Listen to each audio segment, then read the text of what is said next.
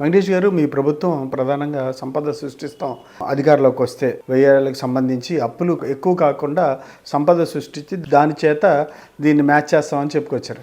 అది ఎంతవరకు జరుగుతుంది? వాటి ఫలాలు, సంపద సృష్టి ఫలాలు ఇంకా ఎన్ని సంవత్సరాల్లో ప్రజలు వాటిని అనుభవించే రోజులు ఉన్నాయంటారు? అంటే ఇంకా ఎంత టైం పడుతుంది అంటారు? సంపద సృష్టించడానికి ప్రణాళికలు వేసాము, దాన్ని ఎగ్జిక్యూట్ చేసాము, గ్రౌండ్ చేస్తున్నాము, ఫౌండేషన్ వేస్తున్నాము, అన్నీ బాగానే జరుగుతున్నాయి. వంశీ గారు మీరే చెప్పండి, మనకి మామూలుగానే ఒక పరిశ్రమ మామూలుగా అందించడానికి ఎంత టైం పట్టిద్ది అని? ఎంత టైం పట్టింది అంటే ఇప్పుడు ఎందుకు పంచట్లేదని కాదు కదా. 10 సంవత్సరాలు అయితే 5 నుంచి 7 సంవత్సరాలు మినిమంగా మనం సెటప్ చేసేదాన్ని ఫంక్షనల్ అవ్వడానికి వస్తుందండి. 7 ఏళ్ళ నుంచి తర్వాత మళ్ళీ ఒక మరో 3 ఏళ్ళు 4 ఏళ్ళు వస్తే కానీ మనం ఆ ఫలాల్ని మనం అనుభవించే స్థితిలో ఉండాలి. ముందు మనం గ్రౌండ్ అయ్యడానికి ఎక్కువ ప్రాధాన్యత ఇస్తున్నాం. మనం చేసుకున్న ఎంఓయూలు కానీ లేకపోతే మనం చేసుకున్న ఒప్పందాలు కానీ వాటన్నిటినీ గ్రౌండ్ అయ్యేలాగా మనం చూస్తున్నాం. ఆ గ్రౌండ్ అయిన తర్వాత వాళ్ళు ఆపరేషనల్కి వచ్చిన తర్వాత 3 సంవత్సరాలు కానీ 4 సంవత్సరాలు కానీ అది అయిన తర్వాత ఎంప్లాయ్మెంట్ జనరేట్ అయింది.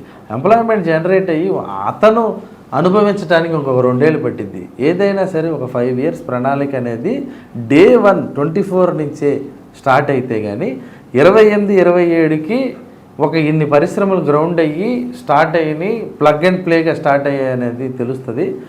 ఆర్థికంగా ఇప్పుడు మనకు మెయిన్గా ఉండేది ఏంటండి, జిఎస్టీ పెరగాలి, రెండోది పరిశ్రమలు పెరగాలి, పరిశ్రమల ద్వారా వచ్చే ఆధారిత ఆదాయం పెరగాలి, ఎంప్లాయ్మెంట్ పెరగాలి, ఎంప్లాయ్మెంట్తో పాటు సగటు జీవన విధానం ఏదైతే మన ఖర్చు పెట్టే కెపాసిటీ సామాన్యుడికి పెరగాలి.